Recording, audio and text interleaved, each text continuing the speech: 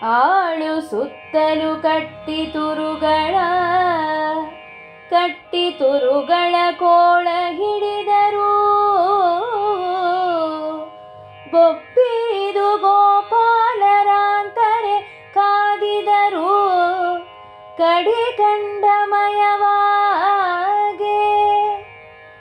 ಮೇಲೆ ಮೇಲೈ ತಪ್ಪ ಹೆಬ್ಬಲದಾಳು ಕುದುರೆಯ ಕಂಡು ನೂಕದು ಕಾಳಗವು ತಮಗೆನುತ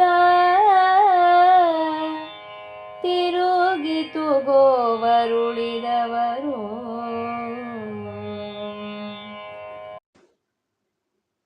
ಕೌರವರ ಸೈನ್ಯ ತುರುಗಳನ್ನು ಸೆರೆ ಹಿಡಿದು ಹಬ್ಬಿಬಿಟ್ಟಿದ್ದಾರೆ. ಗೋಪಾಲಕರಿಗೆ ದಿಕ್ಕೇ ತೋಚ್ತಾ ಇಲ್ಲ. ಅವರನ್ನು ಹಿಡ್ಕೊಂಡು ಚೆನ್ನಾಗಿ ಹೊಡಿತಾ ಇದ್ದಾರೆ. ಅವರನ್ನು ಎದುರಿಸೋಣ ಅಂದರೆ ಗೋಪಾಲಕರು ಪಾಪ ಕೆಲವೇ ಮಂದಿ. ಆದರೆ ದುರ್ಯೋಧನನ ಸೈನ್ಯ ಅತಿಯಾದ ಒಂದು ಸೈನ್ಯ ಬರ್ತಾ ಇದೆ. ಮೇಲೆ ಮೇಲೆ ಬರ್ತಾ ಇರತಕ್ಕಂತಹ ಅಷ್ಟು ದೊಡ್ಡದಾದಂತಹ ಸೈನ್ಯ ಕುದುರೆಯನ್ನು ಕಂಡು, ಅಯ್ಯೋ ನಮ್ಮ ಕೈಲಿ ಇದಾಗೋದಿಲ್ಲ, ಇವರನ್ನು ಎದುರಿಸೋದಕ್ಕೆ ನಾವು ಶಕ್ತರೇ, ಉಳಿದಿರೋದು ಈಗ ಒಂದೇ ದಾರಿ, ನಾವು ವಿರಾಟರಾಜನ ಮೊರೆಯನ್ನು ಹೋಗಬೇಕು ಅಂತ ಹೇಳಿ ಆ ರೀತಿಯಲ್ಲಿ ನದಿಯೋಪಾದಿಯಲ್ಲಿ ಬರ್ತಾ ಇರತಕ್ಕಂತಹ ಸೈನ್ಯವನ್ನು ಕಂಡು ಗೋಪಾಲಕರು ಭಯಭೀತರಾದರು. ಬಸಿವನೆತ್ತರ ಗೋವರು ಅರಸಂಗೆ ಉಸುರಲಾರದೆ ಧೊಪ್ಪನೆ ಅಡೆಗೆಡೆದು ಹಸುವ ಕಳೆದರು ಕೆಲವರು ತಮ್ಮ ಸಂತೈಸಿ ಅಸಮ ಬಲವದು ಜೀಯ ಗೋವರ ಕುಸುರಿದರಿದು 60,000 ಪಶು ಸಮೂಹವ ಹಿಡಿದರು. ಜೀಯ ಅಸಮ ಬಲವದು ಎಂದರು ಮತ್ಸ್ಯ ಭೂಪತಿಗೆ.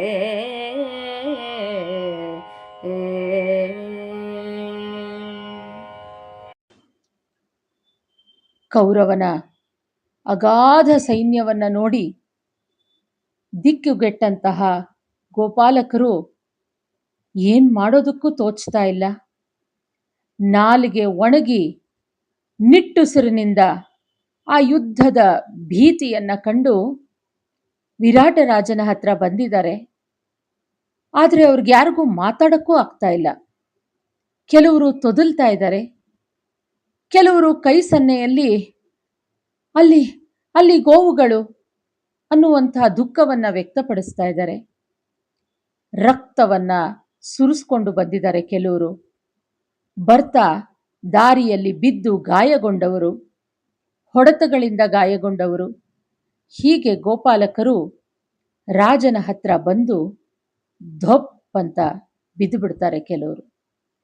ಮತ್ತೆ ಕೆಲವರು ವಿಷಯ ಹೇಳಬೇಕಲ್ಲ, ಮತ್ತೆ ಕೆಲವರು ಸುಧಾರಿಸ್ಕೊಂಡು ತಮ್ಮನ್ನು ತಾವು ಸಂತೈಸಿಕೊಂಡು, ಒಡೆಯ ಜಿಯ ಅಸಮ ಬಲವದು, ನಮ್ಮ ಕೈಯಲ್ಲಿ ಅವರನ್ನು ಎದುರಿಸೋದಕ್ಕೆ ಆಗ್ತಾ ಇಲ್ಲ. 60,000 ಹಸುಗಳನ್ನು ಹಿಡಿದಿದ್ದಾರೆ, ಏನು ಮಾಡೋದು ಅಂತಾನೆ ಗೊತ್ತಾಗ್ತಾ ಇಲ್ಲ. ನಮಗಂತೂ ಅವ್ರ ಜೊತೆಗೆ ನಿಂತ್ಕೊಂಡು ಯುದ್ಧ ಮಾಡೋಕ್ಕಾಗುತ್ತೆ ಅಂತ ಅನ್ನಿಸ್ತಾ ಇಲ್ಲ ರಾಜ ಅಂತ ಹೇಳಿ ಕೆಲವರು ದುಃಖವನ್ನು ಮತ್ಸ್ಯ ಭೂಪತಿಗೆ ಹೇಳ್ತಾ ಇದ್ದಾರೆ.